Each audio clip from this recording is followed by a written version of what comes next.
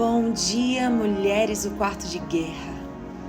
Eu louvo a Deus pela sua vida, por ser uma mulher guerreira, destemida, que não tem deixado de se posicionar no lugar certo e tem levantado um altar de adoração, um altar de entrega, um altar de renúncia, um altar na tua casa, no teu lar.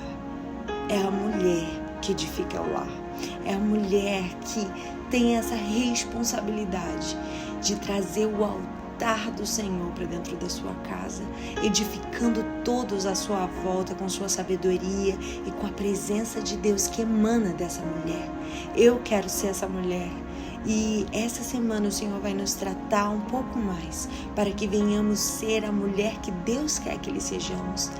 Então a minha oração é que o Espírito Santo venha sobre nós, venha ministrar e revelar os segredos do coração dele, venha destravar o nosso destino para que venhamos viver as promessas que ele tem para nós e que possamos fluir no nosso chamado, no nosso ministério, destravando outros destinos através da nossa vida. A minha oração é que o Espírito Santo te alcance. Eu tentei fugir de várias maneiras dessa mensagem, mas Deus me confirmou de várias maneiras, através de várias ocasiões no decorrer dessa semana, que era esse tema que Ele queria tratar comigo e com você. Então, abra seu coração, porque se você está ouvindo esse áudio, Deus tem algo a liberar sobre a sua vida para destravar o perdão. Então, abra sua Bíblia em Mateus 18, do 21 ao 22, e leia comigo que está escrito: Então Pedro aproximou-se de Jesus e perguntou: Senhor, quantas vezes deverei perdoar meu irmão quando ele pecar contra mim? Até 7 vezes? Jesus respondeu: Não 7 vezes, mas 70 vezes 7. Venha comigo em Colossenses 3, do 12 ao 13. Assim como o povo escolhido de Deus, santo e amado, revestivos de um coração pleno de compaixão, bondade, humildade, mansidão e paciência. Zelai uns pelos outros e perdoai-vos mutuamente. Caso alguém tenha algum protesto contra o outro, assim como o Senhor vos perdoou, assim também procedei. Vivemos em um mundo onde os relacionamentos estão muito feridos. Feridos nos casamentos, feridos na relação conjugal, onde 30% dos feminicídios são por ex-maridos e ex-namorados. Vivemos num tempo onde as feridas estão mais abertas e os muros são mais altos. Muitas de nós magoadas, machucadas emocionalmente. E um dos possíveis motivos da falta de crescimento, um dos possíveis motivos por não estar desenvolvendo o seu propósito de forma eficiente e se sente bloqueada, é explicado pela falta do exercício do perdão.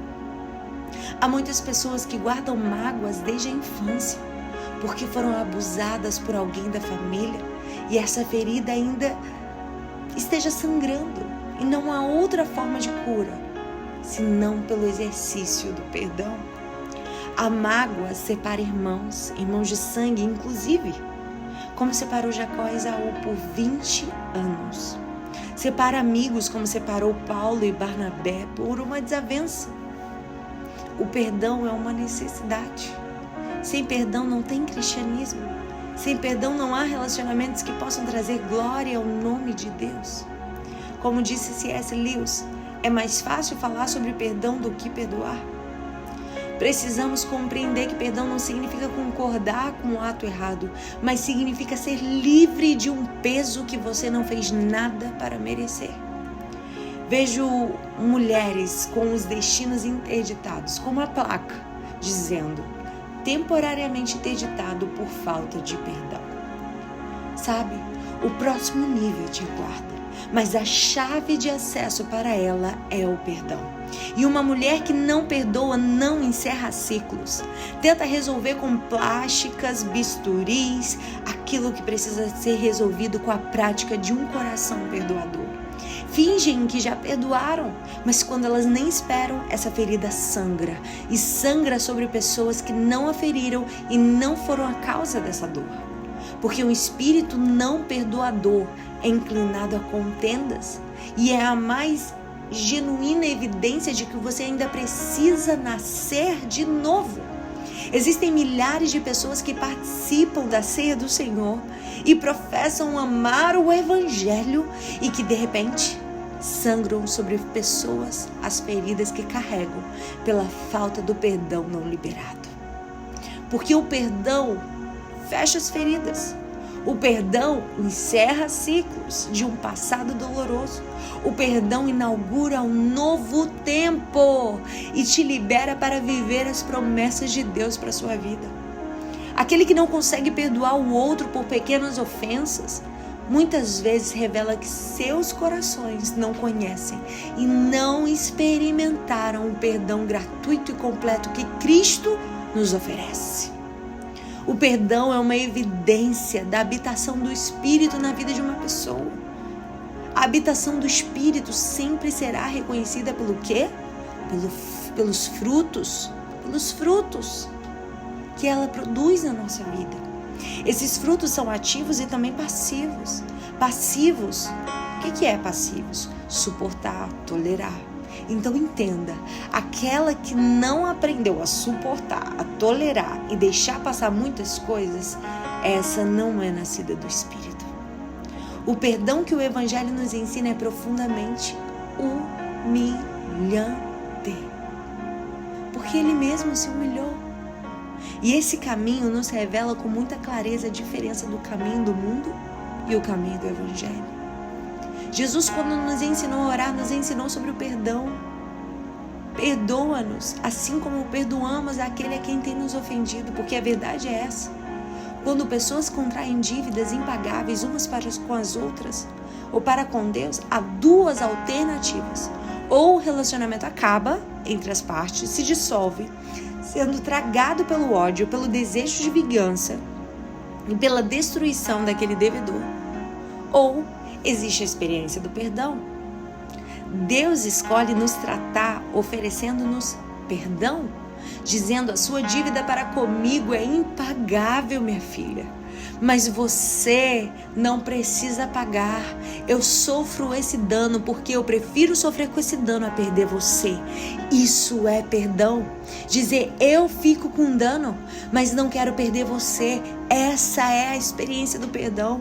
A minha oração é que Deus nos dê essa capacidade de perdoar como somos perdoados. Que Deus nos dê essa profunda consciência que, se porventura alguém tem para comigo alguma dívida impagável, a dívida impagável que eu tenho para com Deus também será perdoada. E que eu transfira e transborde esse perdão que recebemos de Deus para aqueles que porventura tenham dívidas para comigo. Deus, perdoa minha dívida impagável e me ajuda a perdoar aqueles que me têm ofendido. Pedir perdão é um ato de coragem e de maturidade. Você pode conseguir com suas próprias forças, você pode não conseguir com suas próprias forças, mas pelo Espírito Santo, você pode decidir perdoar. Assim como o amor é uma decisão, o perdão também é. Mas o que mais atrapalha de pessoas não acessarem o perdão é a presença do orgulho ferido, do ego dilatado e das expectativas frustradas. Mas o orgulho, o ego e as expectativas precisam morrer no altar da obediência à palavra de Deus. O altar que nos alinha, nos corrige, chamando a mim e a você para uma vida de santidade. Porque a santidade começa onde, gente?